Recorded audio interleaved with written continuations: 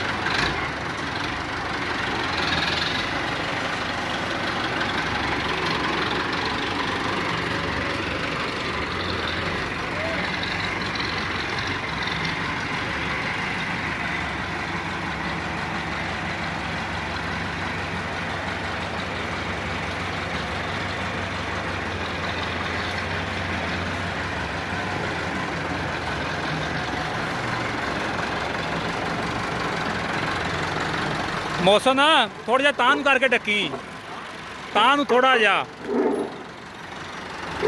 ਆ ਬਸ ਠੀਕ ਆ, ਇੰਨਾ ਕੁ ਬੜਾ। अस्सलाम वालेकुम दोस्तों रंधावा व्लॉग यूट्यूब चैनल ते खुश आमदीद। हाँ जी, उम्मीद करते तमाम दो ठीक ठाक होणगे। हाँ जी दोस्तों, अज तुहाडे लई वीडियो लैके आए ATS 290। ये उही ट्रैक्टर आ जिहड़ा जहांगीर मेले दे विच सेल होया सी ते इहदी मुकम्मल जिहड़ी हकीकत आ दोस्तां नाल शेयर करदे आ। ट्रैक्टर मुकम्मल चैक करवाउने आ ते फिर जिहड़े इहदे मालक आ उहनां नाल भी गलबात करदे आ भी ये ट्रैक्टर किस तरह दा चलन दिया वा और की खराबियां ट्रैक्टर ने कड्डियां की नहीं कड्डियां।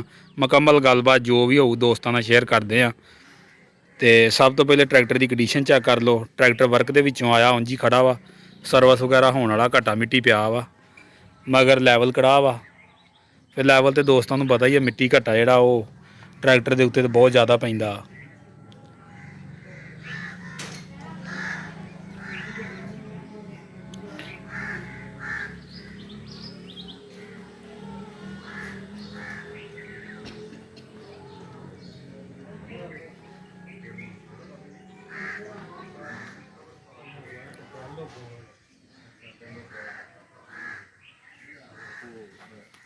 बाकी छोटा मोटा घटा छट्टा जमया, तेल तूल किते बदलन लग्या।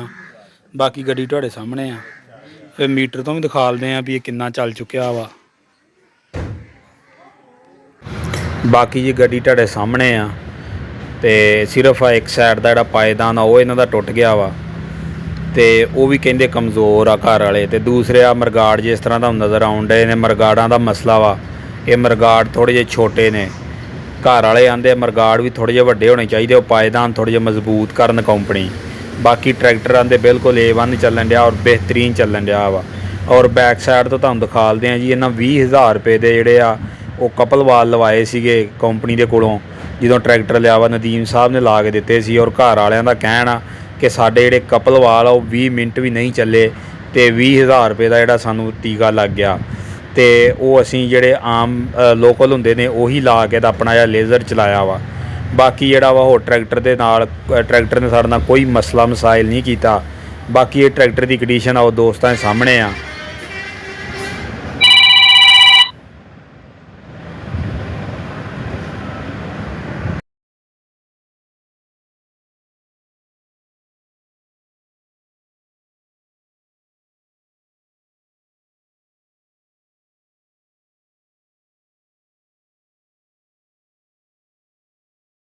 बाकी जी गड्डी उतली साइड तो चैक कर लो तो आ गड्डी का मीटर चैक करो। तकरीबन गड्डी जिहड़ी है 175 घंटे चल चुकी आ।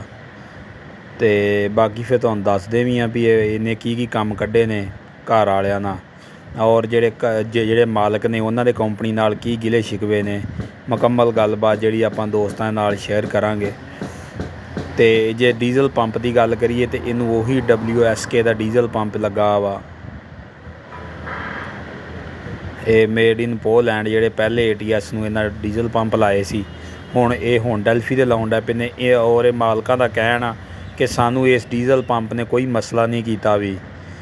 बाकी छोटियां मोटियां लीकेजां वगैरह हो जांदियां ने तेल शेल बदलन लग्गियां। ते बाकी जिहड़ा इन्हां दा ज़्यादा जिहड़ा गिला शिकवा वा वो कंपनी दे नाल यही आ कि इहदे जिहड़े मरगाड़ ने वो थोड़े जे वड्डे कीते जाण और जिहड़े पायदान आ वो थोड़े जे मजबूत कीते जाण।